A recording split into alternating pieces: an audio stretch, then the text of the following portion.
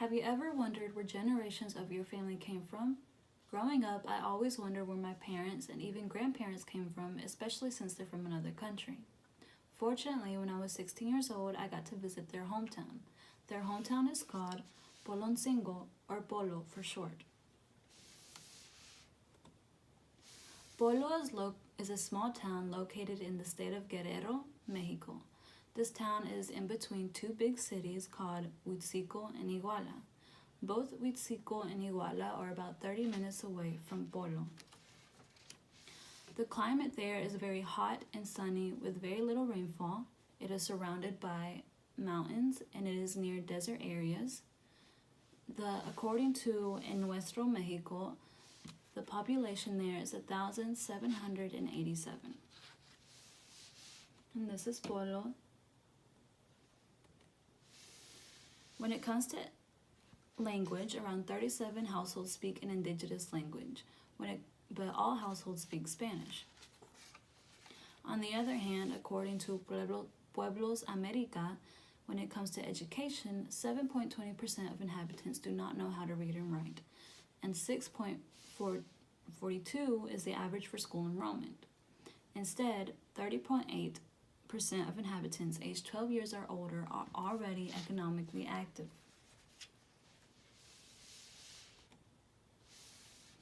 The way in life in Polo is a lot harder than the way in life in Cleveland, Tennessee. There are many things that we take for granted. For example, the luxury of controlling the temperature of running water. When over there, they do not have that luxury.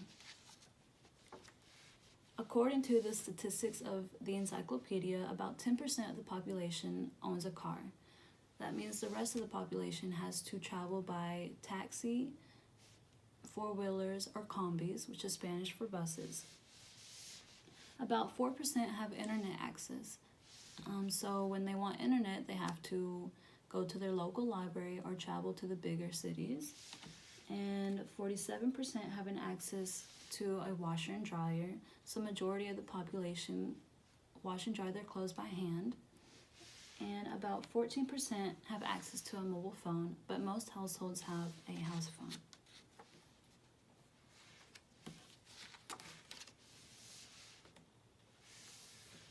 When it comes to religion, majority of the population is Catholic. For the economy, Mexico uses pesos. When I was over there, I had to get used to the change because pesos always sounds a lot more expensive than American money. For example, a shirt over there could cost 200 pesos. Now 200 sounds like a lot for a shirt, but 200 pesos is really $10.60 in American money. So the value in pesos is a lot cheaper than the value in US dollars.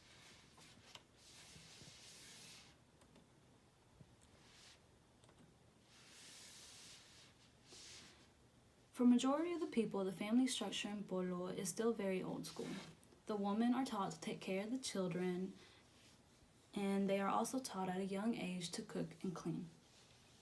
Majority of the young girls are raised in strict environments, and they tend to stay in the household until they get married.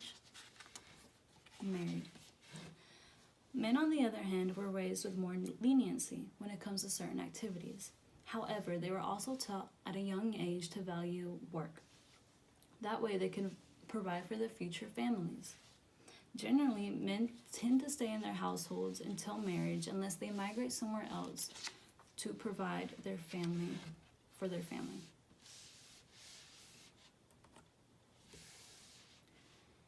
Besides the scenery, the traditions of Polo are probably my favorite aspect of my family's hometown.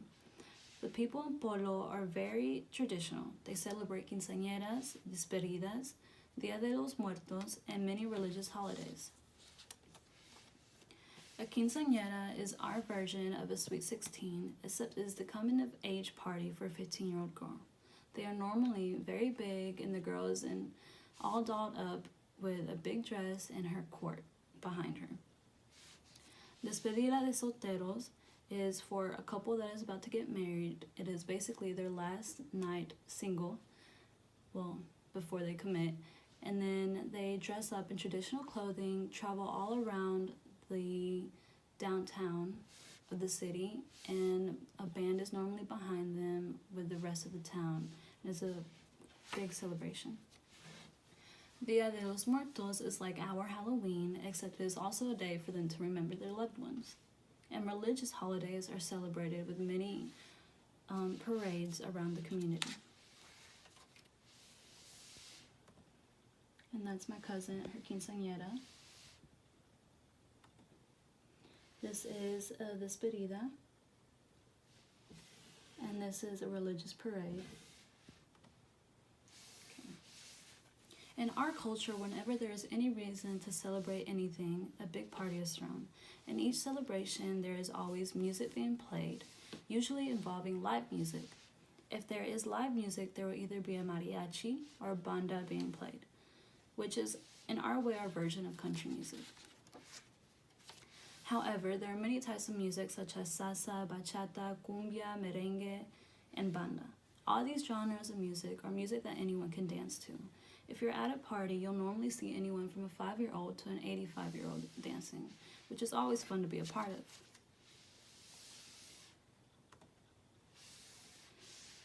Superstition is also part of our culture, especially in small towns like Poloncingo.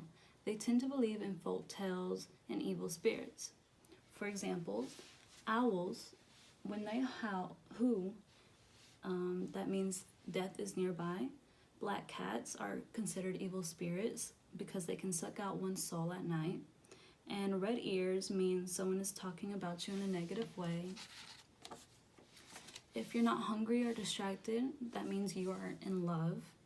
And dreams normally have meanings, especially if you dreamt about something that is recently going on in your life. Even though it was a small town, I found there was outlets to entertainment, especially in the summer. These forms of entertainment include bailes, which are parties held for celebration, such as a wedding or a quinceañera, discos, which are clubs, especially in the bigger city, and las palmas, which is a pool near the entrance of Polo, and hiking in the surrounding mountains. You can also look for caves. And then there's rodeos, and you can also learn to ride horses. And I was riding a small horse right there. Alright. In the end, I will always be grateful that I got to visit my family's hometown. I hope everyone enjoyed learning of Poloncingo's way of life, tradition, and culture.